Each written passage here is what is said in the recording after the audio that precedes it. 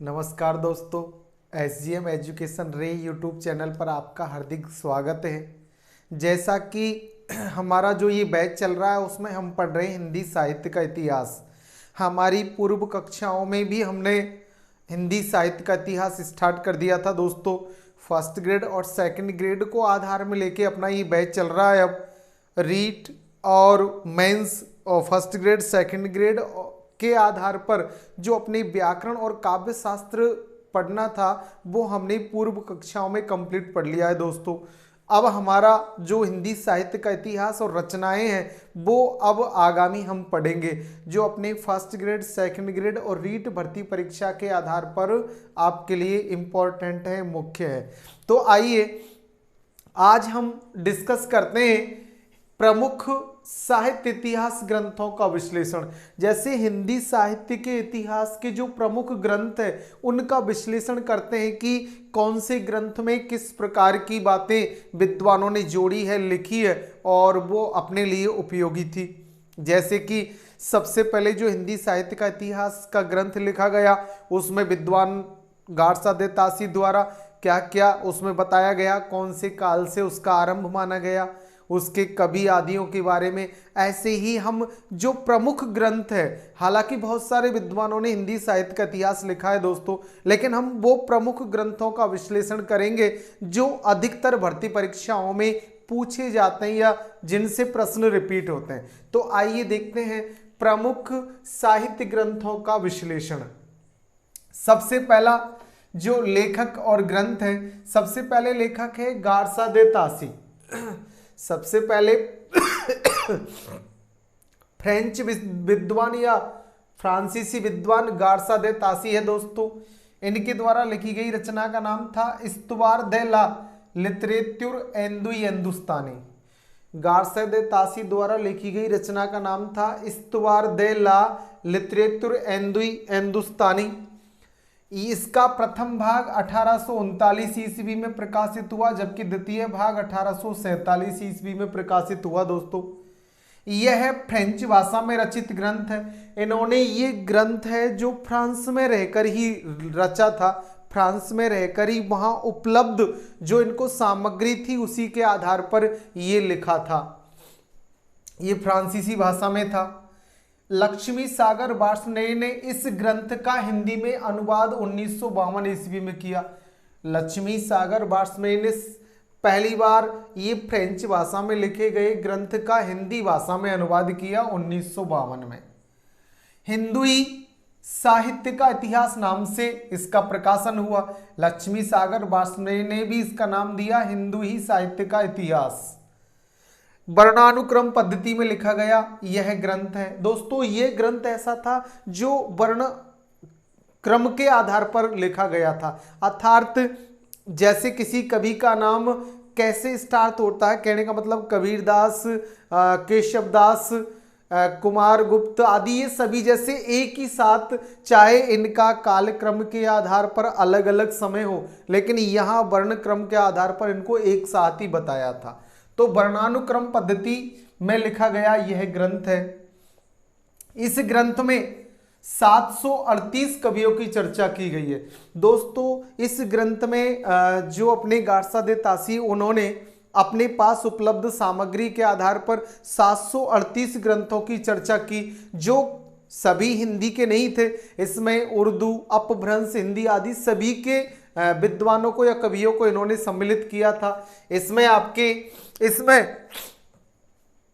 अंगद से हेमंत तक हिंदी के मात्र 72 कवि गिनाए गए हैं। हिंदी के कवियों की यहाँ कितनी संख्या है दोस्तों? 72। टोटल तो 738 है, जिसमें अपभ्रंश, उर्दू और हिंदी सभी के हैं, लेकिन यहाँ हिंदी के अंगद से हेमंत तक मात्र 72 कवि थे। इस ग्रंथ में उर्दू के कवियों की अधिकता है, यानी कि क्योंकि तासी का झुकाव उर्दू भाषा की ओर था और उर्दू भाषा की ओर झुकाव होने की वजह से इनके इतिहास ग्रंथ में जो अधिक कवि थे वो उर्दू भाषा के थे। हिंदी साहित्य के इतिहास लेखन का यह प्रथम प्रयास था दोस्तों, जो तासी ने अपना ये ग्रंथ लिखा। पहली बार हिंदी का ये ग्रंथ या हिंदी साहित्य के इतिहास के लेखन का कार्य तासी द्वारा किया गया था। अब इसी क्रम में अपना जो दूसरा ग्रंथ आता है मौलवी करीमुद्दीन, जिनके द्वारा लिखी गई रचना का नाम था तज़किरा-ई शुएराई हिंदी। तज़किरा-ई शुएराई हिंदी, यह ग्रंथ 1848 ईस्वी में प्रकाशित हुआ। यानी कि जैसे ही तासी के द्वारा लिखे गए दोनों ग्रंथ प्रकाशित हो चुके थे 1847 में, उसके जस्ट बाद अगली साल 1848 ईस्वी में मौलवी करीमुद्दीन द्वारा लिखा गया यह हिंदी साहित्य का इतिहास प्रकाशित हुआ। इस ग्रंथ में हिंदी व उर्दू के कवियों का सम्मिश्रण है। इसमें इन्होंने हिंदी और उर्दू दोनों के कवियों को सम्मिलित किया। इस ग्रंथ में जो कवियों की संख्या है वो 1004 है। यहाँ तासी ने 738 कवि लिए थे कुल, लेकिन इन्होंने बढ़ाकर और कुछ कलेक्शन करके और कवियों की संख्या 1004 तक बताई है। इसमें हिंदी के कवियों की संख्या मात्र 62 प्राप्त होती है। इनके द्वारा लिखे गए ग्रंथ में हिंदी के कवियों की संख्या कितनी है दोस्तों? 62। इस ग्रंथ में काल विभाजन व नामकरण का प्रयास नहीं किया गया। नहीं, आपके गारसा दे तासी के ग्रंथ में काल विभाजन व नामकरण का प्रयास था, नहीं मौलवी करीमुद्दीन द्वारा लिखे गए ग्रंथ में नामकरण और काल विभाजन का प्रयास किया दोस्तों। अब इसी क्रम में अपना जो प्रमुख ग्रंथ तीसरे स्थान पर आता है शिव सिंह सेंगर द्वारा रचित शिव सिंह सरोज नामक ग्रंथ। शिव सिंह सेंगर ने यह ग्रंथ लिखा। इसका प्रकाशन 1883 ईस्वी में हुआ। इसका प्रकाशन हुआ दोस्तों 1883 ईस्वी में। यह विशुद्ध हिंदी के कवियों की बात करने वाला पहला ग्रंथ था।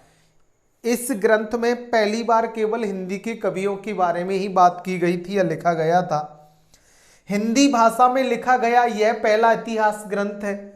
ये अपने जो लिखा गया था दोस्तों ये अपने फ्रांसीसी भाषा में। ये दूसरा जो ग्रंथ मौलवी करीमुद्दीन द्वारा लिखा गया ये उर्दू भाषा में, लेकिन हिंदी भाषा में लिखा गया जो पहला हिंदी साहित्य का इतिहास ग्रंथ था वो था शिव सिंह सेंगर द्वारा शिव सिंह सरोज नाम से जो लिखा गया। इस ग्रंथ में 1003 विशुद्ध कवियों की चर्चा की गई है। इस ग्रंथ के तहत जो कवियों की संख्या ली शिव सिंह सेंगर जी ने वो थे 1003। इन्होंने हिंदी साहित्य का आरंभ 713 ईस्वी से माना है। इन्होंने हिंदी साहित्य की शुरुआत का समय भी बताया था 713 ईस्वी। पुष्य या पुंड को हिंदी का पहला कवि माना। इन्होंने पुष्य या पुंड को पहला कवि माना है, जबकि गारसा दे तासी ने अंगद को हिंदी का प्रथम कवि माना है। इसी क्रम में चौथा महत्वपूर्ण ग्रंथ है जॉर्ज अब्राहम ग्रियर्सन द्वारा लिखा गया। George Abraham Grierson the modern vernacular literature of Hindustan, the modern vernacular literature of Hindustan नाम से ग्रंथ लिखते हैं दोस्तों। ये आयरलैंड के निवासी थे। ये ऐसे कवि थे जो कहाँ के निवासी थे? आयरलैंड के। इन्होंने अंग्रेजी भाषा में 1888 ईस्वी में इस ग्रंथ का प्रकाशन किया। इनके द्वारा लिखा गया यह ग्रंथ अंग्रेजी भाषा में था दोस्तों। यह कालानुक्रमी पद्धति में लिखा गया प्रथम ग्रंथ है। कालानुक्रम पद्धति में ये पहली बार कालानुक्रम पद्धति में लिखा गया पहला ग्रंथ था और 643 ईस्वी से हिंदी साहित्य का आरंभ कवि जॉर्ज अब्राहम ग्रियर्सन ने माना था दोस्तों। इन्होंने भक्ति काल को हिंदी साहित्य का स्वर्ण काल घोषित किया। भक्ति काल में लिखी गई जो भक्ति परक हिंदी की रचनाएं थी उनके आधार पर जॉर्ज ग्रियर्सन ने हिंदी जो भक्ति काल है उसको हिंदी साहित्य का स्वर्ण युग की संज्ञा दी दोस्तों। इसमें प्रथम बार कालक्रम का विभाजन व नामकरण का प्रयास किया गया। ये पहला ऐसा ग्रंथ था जिसमें इन्होंने कालक्रम का विभाजन किया है और कालों को नाम देने का कार्य भी अपने इस ग्रंथ में किया था। तो अपना ये हिंदी साहित्य के इतिहास का पहला ऐसा ग्रंथ था दोस्तों जिसमें प्रथम बार कालक्रम का और काल विभाजन का साथ में नामकरण का प्रयास भी था। इसी क्रम में 5वें नंबर पे जो महत्वपूर्ण ग्रंथ आता है दोस्तों वो है मिश्र बंधुओं द्वारा लिखित रचना मिश्र बंधु विनोद। ये भी बहुत ही महत्वपूर्ण रचना थी, हमारे हिंदी साहित्य के इतिहास के लिए लिखी गई। इसमें 3 भाई थे दोस्तों, गणेश बिहारी मिश्र, श्याम बिहारी मिश्र और सुखदेव बिहारी मिश्र। तीनों भाइयों ने, ये मिश्र बंधु नाम से भी विख्यात थे, तीनों ने मिलकर और मिश्र बंधु विनोद नाम से अपने इस रचना को लिखा। यह ग्रंथ 4 खंडों में लिखा गया। यह विस्तृत बड़ा ग्रंथ था और ये 4 खंडों में लिखा गया। इसका प्रथम भाग, द्वितीय और तृतीय तीनों जो खंड है उनका प्रकाशन 1913 ईस्वी में हुआ तथा चतुर्थ खंड का जो प्रकाशन है वो 1934 ईस्वी में किया गया। प्रथम 3 खंडों को 1913 में प्रकाशित किया और चतुर्थ खंड का प्रकाशन 1934 में किया दोस्तों। यह कालानुक्रम के अनुसार लिखा गया ग्रंथ है। इसमें उचित ढंग से काल विभाजन भी किया है, यानी कि जो जॉर्ज ग्रियर्सन द्वारा काल विभाजन किया गया था उसमें कुछ त्रुटियां थी, कमियां थी और उनका जो काल विभाजन का कार्य वो बहुत विस्तृत था, उसको इन्होंने संक्षिप्त करके एक उचित ढंग से काल विभाजन भी किया था दोस्तों। यह ग्रंथ 8 उपखंडों में विभाजित है। इस ग्रंथ को इन्होंने 8 उपखंडों में विभाजित किया है। उन्होंने एक ही कालखंड को 2 उपभागों में विभाजित किया था। इस ग्रंथ में इन्होंने जो काल विभाजन किया है वो 8 भागों में विभाजित किया है, यानी कि जो काल विभाजन किया है वो 8 भागों में बांटा था और इसमें एक ही कालखंड को 2 भागों में उपभागों में विभाजित किया है इन्होंने। इस ग्रंथ में 5000 हिंदी कवियों को स्थान दिया गया है। यह ऐसा ग्रंथ है जिसमें हिंदी कवियों की संख्या थी दोस्तों 5000। आचार्य शुक्ल ने इस ग्रंथ को महाव्रत संग्रह की संज्ञा दी है। आचार्य शुक्ल ने इस ग्रंथ को जो नाम दिया वो था दोस्तों महाव्रत संग्रह, क्योंकि इसमें अत्यधिक तो कवियों की संख्या थी और बहुत विस्तृत और बड़ा ग्रंथ था। मिश्र बंधुओं पर रीतिवादी संस्कारों का प्रभाव परिलक्षित होता है। इससे इनके जो प्रिय कवि थे वो थे दोस्तों देव बड़े या बिहारी। इस नाम से हिंदी साहित्य में इन्होंने एक विवाद भी उत्पन्न कर दिया था, जिसको लेकर विद्वानों में अधिक मतभेद रहा कि देव कवि बड़े हैं या बिहारी, इसलिए इनके प्रिय कवि थे देव। इसी क्रम में हिंदी साहित्य का जो इतिहास ग्रंथ प्रमुख है, जो सबसे प्रमुख है, वो है दोस्तों आचार्य रामचंद्र शुक्ल द्वारा लिखा गया हिंदी साहित्य का इतिहास। हिंदी साहित्य का इतिहास, हिंदी साहित्य इतिहास लेखन में आचार्य शुक्ल को सर्वोच्च स्थान प्राप्त है। आचार्य शुक्ल को सबसे बड़ा स्थान प्राप्त है दोस्तों इसमें। इनका इतिहास ग्रंथ काशी नागरी प्रचारणी सभा द्वारा 1929 ईस्वी में प्रकाशित हुआ। काशी नागरी प्रचारणी सभा ने इनके द्वारा लिखे गए ग्रंथ हिंदी साहित्य के इतिहास को 1929 में प्रकाशित किया। यह ग्रंथ विदेहवादी पद्धति में लिखा गया, जैसे गारसा दे तासी, मौलवी करीमुद्दीन आदि के, शिव सिंह सेंगर के जो ग्रंथ थे दोस्तों ये आपके वर्णानुक्रम पद्धति से लिखे गए थे। उसके बाद जॉर्ज अब्राहम ग्रियर्सन, मिश्र बंधु आदि ने कालानुक्रम पद्धति को अपनाया और आचार्य रामचंद्र शुक्ल ने अपने ग्रंथ को लिखने के लिए विदेहवादी पद्धति को अपनाया, जो तेन महोदय द्वारा विकसित की गई थी। और ये हिंदी साहित्य के इतिहास को लिखने की सर्वश्रेष्ठ विधि थी दोस्तों। इस ग्रंथ में लगभग 1000 रचनाकारों का विश्लेषण किया गया है, जो अपने हिंदी के ही कवि थे संपूर्ण। लगभग 900 वर्षों के इतिहास को सुस्पष्ट 4 खंडों में विभाजित भी किया गया है। इस ग्रंथ में हमारे हिंदी साहित्य का जो 900 वर्षों का इतिहास है उसको इन्होंने 4 भागों में विभाजित किया। शुक्ल जी ने एक कालखंड को दोहरे नामकरण की परंपरा को जन्म दिया, यानी कि एक ही कालखंड के 2 नाम देना, जैसे आदिकाल को वीरगाथा काल नाम कहना, रीति काल, भक्ति काल, या आपके आधुनिक काल को गद्य काल आदि। तो दोहरे नामकरण की पद्धति का इन्होंने प्रचलन प्रारंभ किया था।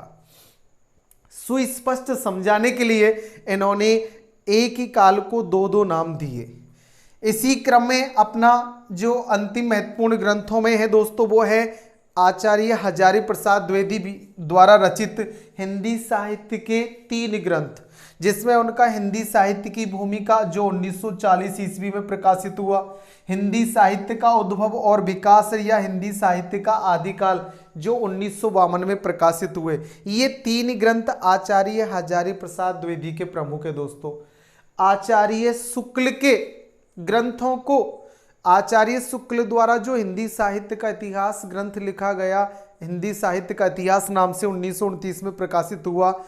इनके बाद के कवियों ने इनके द्वारा लिखे गए ग्रंथ का ही ये निकेन प्रकारेण अनुसरण किया है, थोड़ा बहुत इधर उधर का परिवर्तन करके इसी ग्रंथ को अपनाया है और इसी के आधार पर लगभग इसी की नकल की है, हम यूँ कह सकते हैं, थोड़ा बहुत अपना हेर फेर करके। लेकिन आचार्य हजारी प्रसाद द्विवेदी ने आचार्य रामचंद्र शुक्ल द्वारा लिखे ग्रंथ का अंधानुकरण नहीं किया, इन्होंने उसको स्पष्ट करने का, उसकी वास्तविकता को बताने का प्रयास किया है दोस्तों।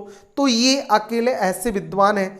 द्विवेदी जी शुक्ल के सबसे बड़े आलोचकों में से थे और इन्होंने शुक्ल जी की मान्यताओं का अंधानुकरण अन्य विद्वानों के समान अंधानुकरण नहीं किया, इन्होंने खुद उनका निरीक्षण परीक्षण किया और जो कमी है उसे स्पष्ट किया।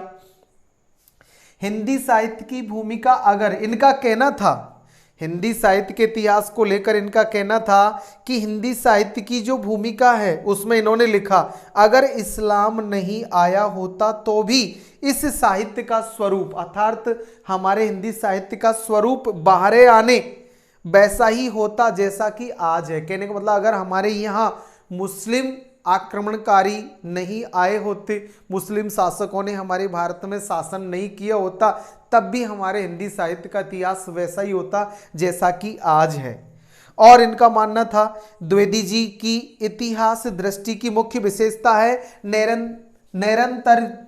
निरंतर्य और अखंडता की, ऐतिहासिक समाज शास्त्रीय चिंतन प्रणाली और मानवतावादी अवधारणा, यानी कि निरंतरता को, क्रमबद्ध विकास को इन्होंने विशेष महत्व दिया।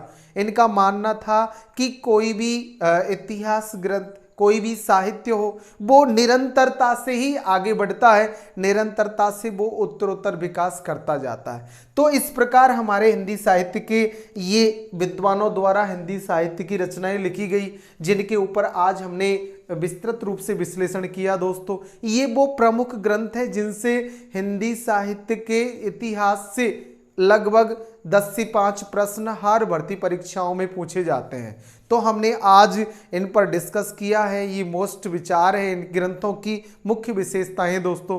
अब आपसे यही कहना है कि आप अच्छी तरह पढ़े, आपको कोई कन्फ्यूज़न लगे या और कोई परेशानी लगे तो आप कमेंट से बताएं और उसका समाधान पाए। अपने सभी मित्रों को लाइक शेयर सब्सक्राइब के लिए कहें। यही कहता हूं दोस्तों, अच्छा पढ़े और सरलता से आगे बढ़े। धन्यवाद।